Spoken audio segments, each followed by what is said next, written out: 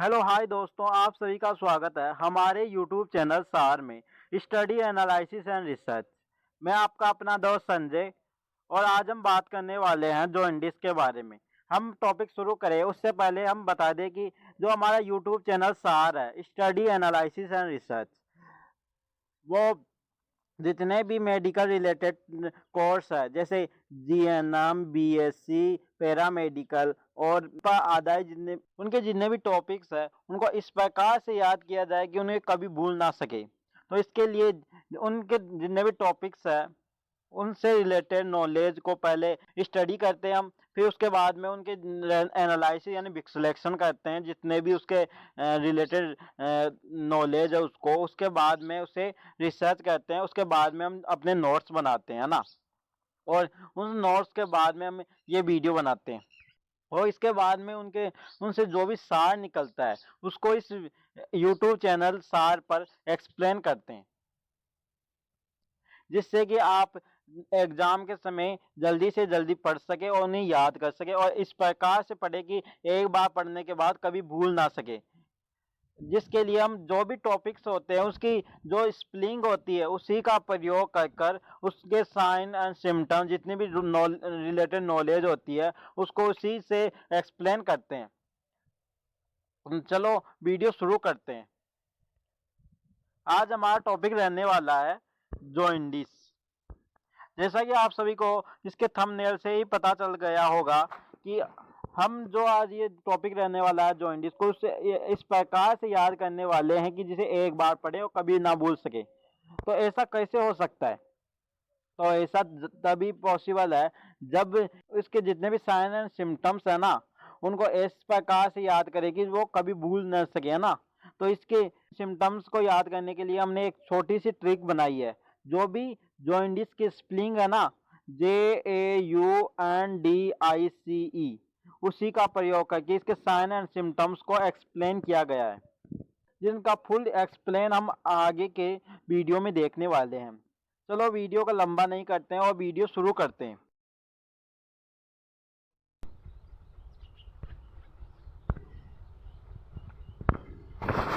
Jaundice जिसे पीलिया भी कहते हैं ना, jaundice is also known as the kernicterus and bilirubin encephalopathy. यहाँ पर दो वर्ड आ रहे हैं, कर्निकेटस एंड बिलिरुबिन इंसेफेलोपैथी। जो जॉइंडिस है उसे बिलिरुबिन इंसेफेलोपैथी और कर्निकेटस भी कहते हैं।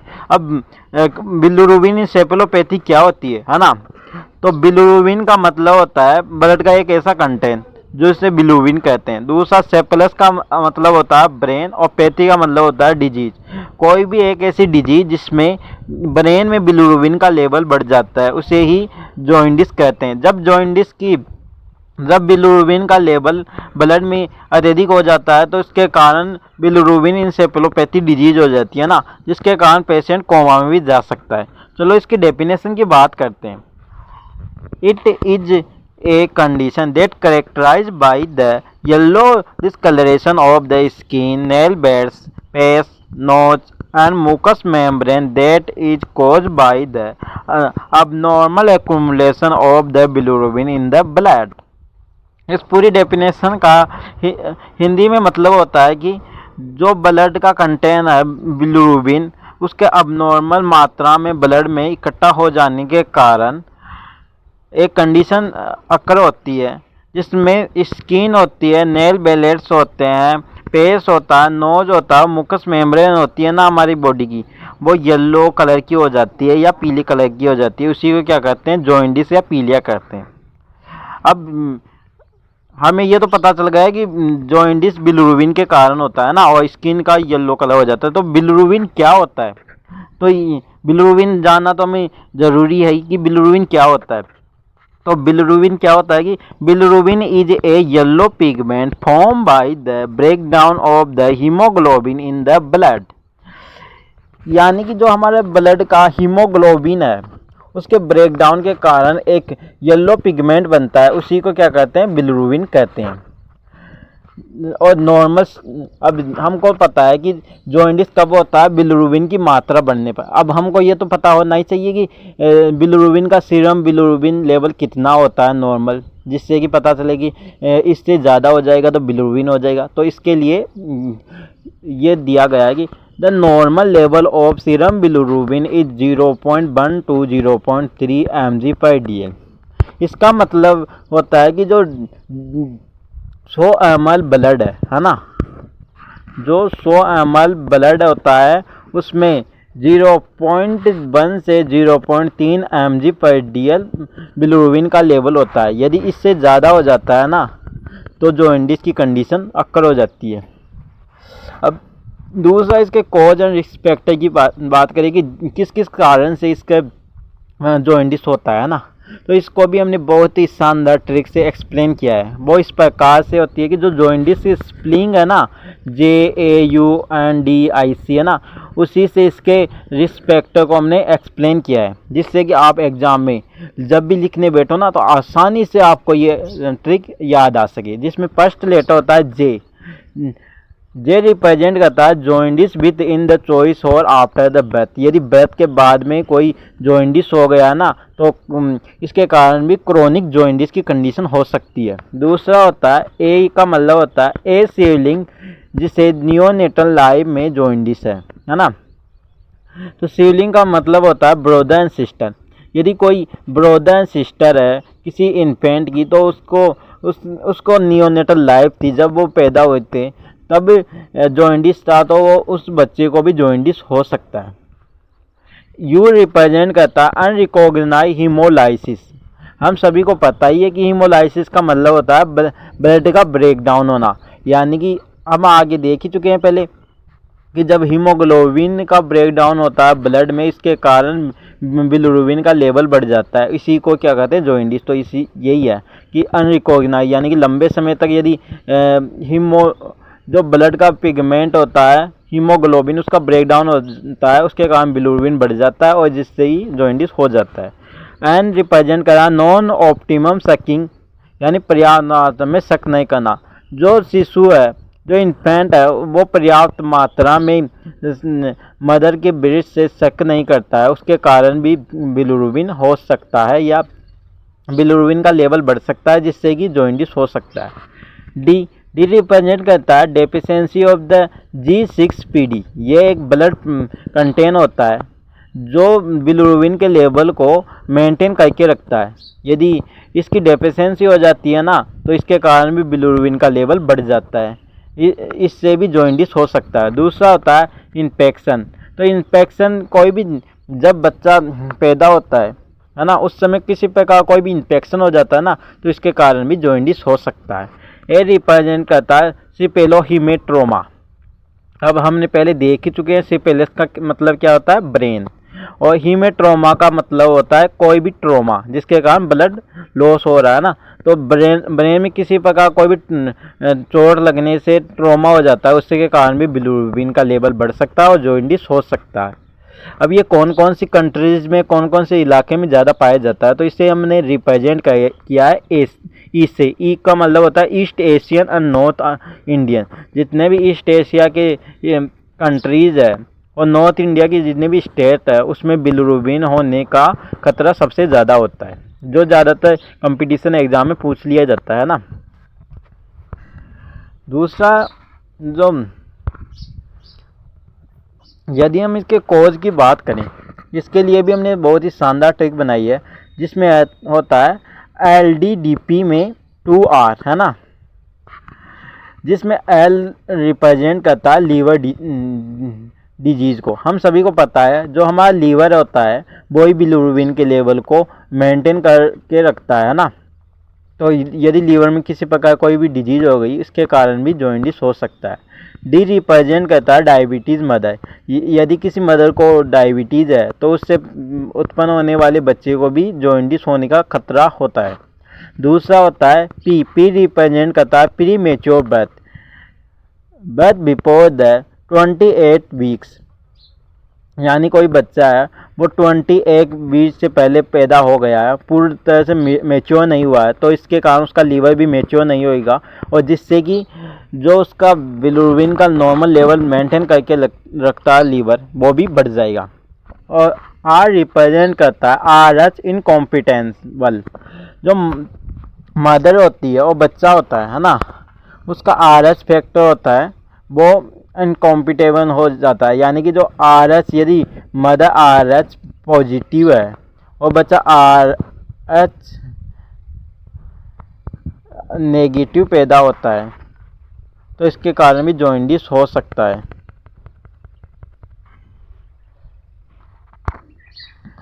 अब इसके ये हमने कॉज एंड रिस्पेक्ट तो देख ही लिए। अब इसके साइन एंड सिम्टम्स भी देखें कि क्या क्या साइन आते हैं जॉइंटिस में, है ना। तो इसके लिए भी हमने जो जॉइंटिस की स्पेलिंग है उसी का ही उपयोग किया है। इससे पहले कि आप जो भी जितने भी स्टडी रिलेटेड टॉपिक्स वीडियो आते हैं जो आपके पास जल्दी पहुंच सके, इसके लिए आप हमारे चैनल को सब्सक्राइब कर दीजिए, जिससे कि आपके पास जल्दी ये पहुंच सके। और हमारे जो टेलीग्राम चैनल है उस पर जाकर आप PDF फॉर्म में हमारे जितने भी नोट्स हैं वो आसानी से डाउनलोड कर सकते हैं। चलो अपने टॉपिक्स पे आते हैं ना।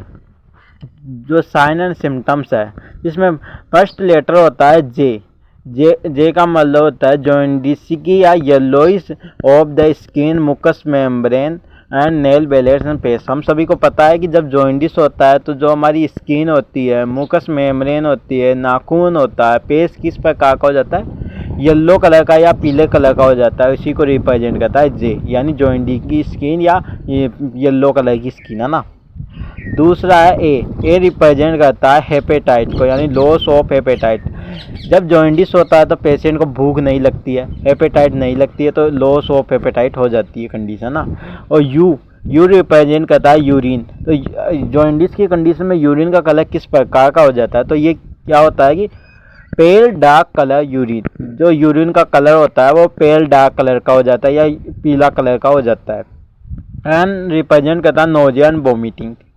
पेशेंट को जब भी खाना खाएगा तो उसको नोजिया एंड वोमिटिंग होने की चांसेस रहते हैं। दूसरा डी प्रेजेंट करता है डिसकलरेशन ऑफ स्टूल, यानी कि स्टूल का कलर कैसा हो जाएगा ना, तो ये हो जाएगा डार्क पेल कलर का। या दूसरा होता है काई कलर, जो हमारी मिट्टी होती है ना उसके कलर का भी हो जाता है।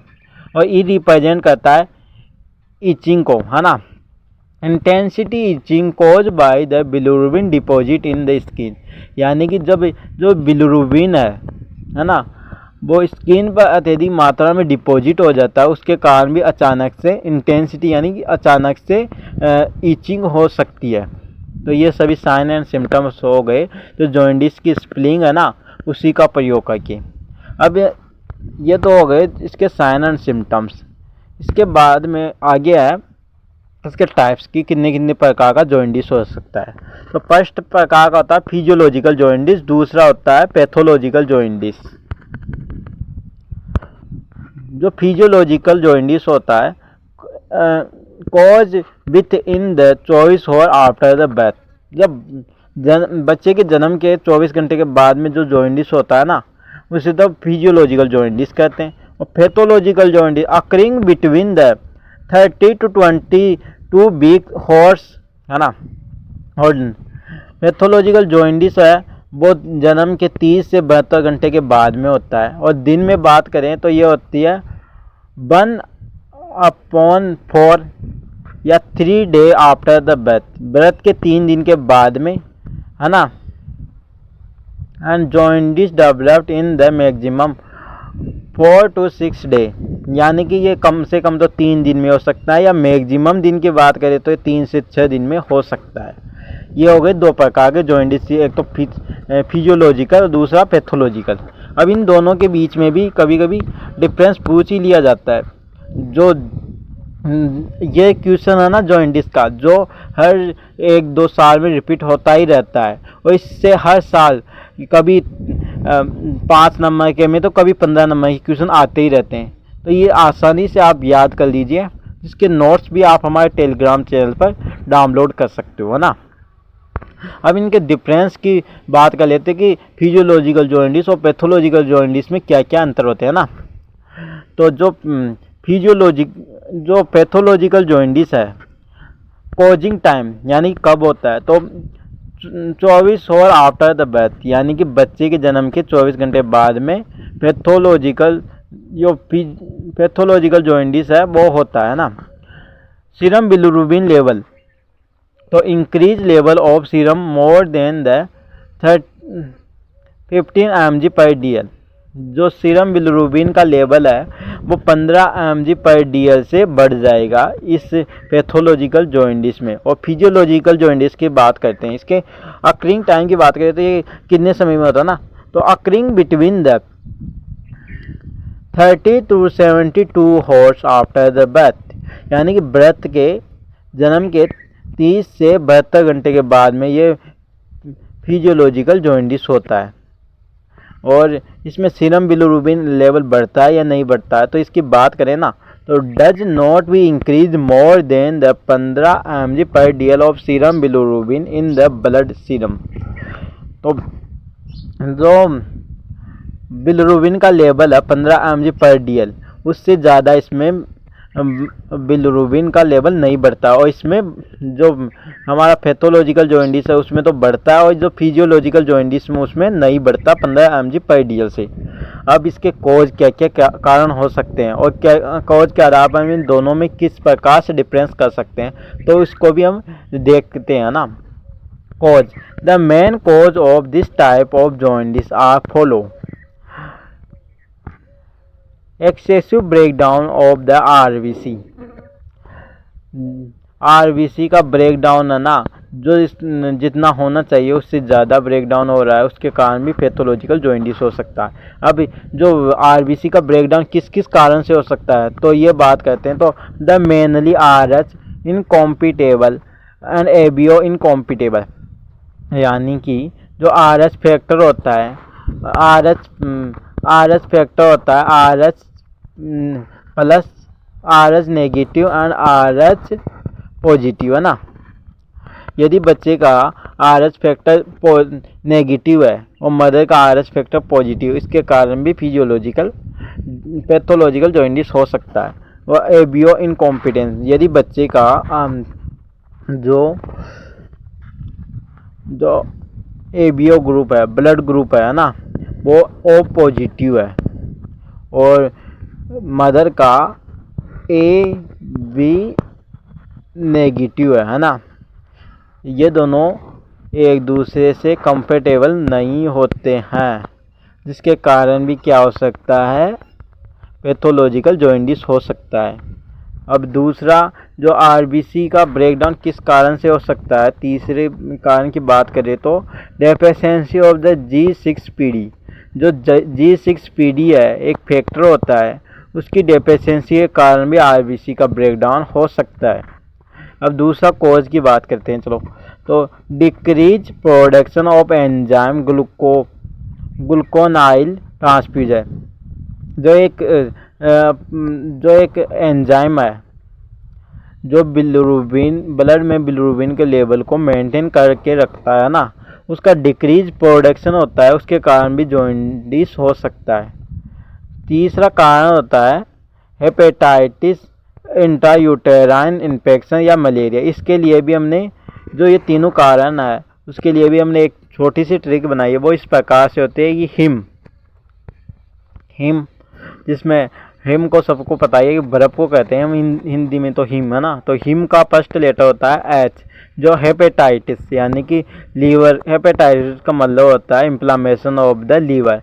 यदि लीवर का इन्फ्लामेशन हो जाता है ना, तो हम सभी को पता है किसी भी ऑर्गन का इन्फ्लामेशन हो गया तो प्रॉपर मात्रा में तो फंक्शन करने से रहा, तो इसके कारण भी उसमें कुछ उसके फंक्शन में किसी ना किसी प्रकार का किसी न किसी प्रकार की ये कमी तो आएगी। तो जो हेपेटाइटिस है जिसमें लीवर का इन्फ्लामेशन हो जाता है, तो वो प्रॉपर मात्रा में ब्रेक नहीं करेगा, और जो हमारा बिलिरुबिन का लेवल को मेंटेन करने का कार्य है ना, वो नहीं करेगा, जिसके कारण ब्लड में बिलिरुबिन का लेवल बढ़ जाएगा और आरबीसी का ब्रेकडाउन ज़्यादा से ज़्यादा होगा। दूसरा होता है आई, इंट्रायूटेराइन इन्फेक्शन, यानी बच्चे को कोई भी यूटेराइन लाइफ होती है उसमें ही किसी प्रकार कोई इन्फेक्शन हो जाता है, जिसके कारण बिलिरुबिन का लेवल जिसके कारण जो बिलिरुबिन का लेवल है ना वो बढ़ जाता है, उसके कारण भी जॉइंटिस हो सकता है। एम रिप्रेजेंट करता है मलेरिया को। यदि पेशेंट को मलेरिया है तो उसके कारण भी पैथोलॉजिकल जॉइंटिस हो सकता है। अब इसके दूसरा होता है फिजियोलॉजिकल जॉइंटिस। इसके कॉज के बारे में, इसके सीरम बिलिरुबिन के बारे में, इसके अकरिंग टाइम के बारे में तो हम पहले बात कर ही चुके हैं। चलो आगे देखते हैं ना। और ये तो अपने आप भी हो जाता है, किसी मेडिसिन की ज़रूरत नहीं होती इसमें ना। तो disappear automatically in the 7 to 10 day in the term baby and 14 day in the pre-term baby। यानी कि जो प्री मेच्योर या 28 दिन से पहले बच्चा पैदा हो गया ना, तो उस बेबी में तो ये 2 हफ्ते या 14 दिन में ठीक हो जाएगा। इस प्रकार का जॉइंटिस किसी भी मेडिसिन की ज़रूरत नहीं होती है इस प्रकार के जॉइंटिस में ना। और जो टर्म बेबी है, जो 9th मंथ पे बच्चा पैदा हुआ है, उसमें 7 से 10 दिन में आसानी से ये इस प्रकार का जॉइंटिस डिसअपियर हो जाएगा और पेशेंट जो बच्चा है वो आसानी से पिछले वाली अवस्था में आ जाएगा। और आगे हम इसके कॉज की बात करें तो reduce the RBC life span, यानी कि जो आरबीसी की लाइफ स्पान होती है ना, जो अडल्ट में होती है 120 दिन, और जो न्यूबॉर्न बेबी होता है ना, उसमें 70 से 90 दिन की होती है ये। यानी कि जो 70 से यदि 90 दिन की होती है उसमें कम हो जाए, यानी कि 70 दिन है उसमें से 60 दिन रह जाए या 50 दिन ही रह जाए ना लाइफ स्पान, तो इसके कारण भी आरबीसी का ब्रेकडाउन तो होगा जल्दी से जल्दी। और बिलिरुबिन, यदि जो ज़्यादा से ज़्यादा आरबीसी हमारी बॉडी में इकट्ठा हो जाएगी, जिसके कारण क्या होगा कि बिलिरुबिन का लेवल भी बढ़ जाएगा। अब बिलिरुबिन का लेवल बढ़ा तो क्या होएगा कि जॉइंटिस की कंडीशन तो होगी, हम सभी को पता ही है। इसके कारण भी क्या हो जाएगा, जॉइंटिस हो जाएगा ना।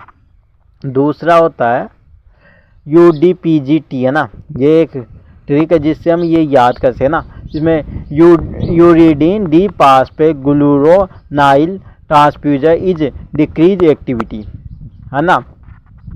इसमें तो जो ट्रांसफ्यूजन का एग्जाम था ग्लूरोनाइल का, वो उसका ट्रांसमिशन बहुत ही कम हो रहा था। और इसमें क्या हो जाता है, वो ट्रांसमिशन तो होता है ना, ट्रांसफ्यूजन तो होता है, परंतु उसकी एक्टिविटी कितनी हो जाती है, कम हो जाती है। यानी वो एक्टिव ब्लड में होता तो है, वो क्या हो जाती है, उसकी एक्टिविटी कम हो जाती है, जिसके कारण वो प्रॉपर मात्रा में फंक्शन नहीं करता है। और जो बिलिरुबिन का लेवल होता है ना, वो लगातार इंक्रीज होता रहता है, जिसके कारण क्या होता है, जिसके कारण भी फिजियोलॉजिकल जॉइंटिस हो सकता है ना। और इसका जो मैनेजमेंट है उसके लिए भी नया वीडियो हम जल्दी अपलोड कर देंगे। हमें उम्मीद है कि आपको यह हमारा वीडियो बहुत ही ज़्यादा पसंद आया होगा। यदि पसंद आया ना तो इसको लाइक कीजिए, और जितने भी अपने दोस्त हैं जिनको ये जॉइंटिस समझ में नहीं आ रहा है या तैयारी कर रहे हैं एग्ज़ाम की, उनको शेयर कर दीजिए। यह वीडियो लंबा हो सकता है, परंतु एक बार समझ लिए ना, आप कभी भी इसे भूल ही नहीं सकते, है ना। धन्यवाद आपका इतना समय देने के लिए। नमस्कार।